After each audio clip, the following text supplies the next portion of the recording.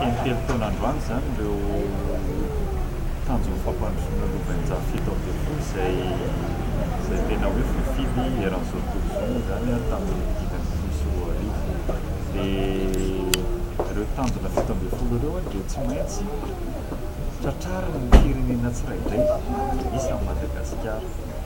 Dia etsika androany zany dia izay hoe firenena fampahafantarana sady tomba anezaka kely hoe inona ny vitany anisan'izay telo taona izay ary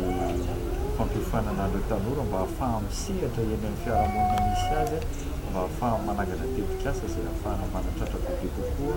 an'ireto tanjona fampandrosoana lovain-jafy reto.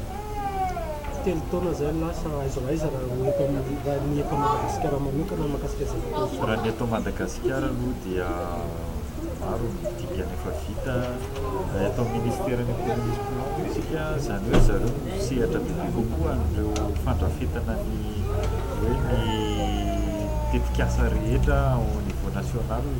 hoe ahoana ny tokony atao dia ny zavatra efa vita zany dia hoe voasivana aloha hoe reto ny tena lahara-pahamehana antsika ny fito amby folo tsy maintsy tratrariny fa ao anatiny kosa ny atao hoe cible zany dia afaka mifidy ny firenena tsirairay hoe reto nenay tena miatraika amin'ny vatana aminay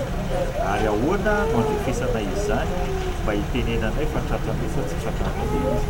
Dia raha ny zava-misy zany dia efa mba nisy dingana kely vita daholo tamin'ireo fito amby folo ireo tsy afaka mitentsika izao hoe ho tratra sa tsy ho tratra fa nefa ny izay mihitsy ny antony androany hoe tsara patsiahivana foana dia izy hoe na tsirairay mihitsy zany dia mila mandray anjara amin'ny fahatratrarana izay na resaka hoe fanampiana ny jiro rehefa mivoaka ao tokantrano na hevitra anankiray fitsitsiana rano zavatra hetsika kely ohatr'izay dia ahafahantsika mahatratra sahady mandray anjara ao anatin'izay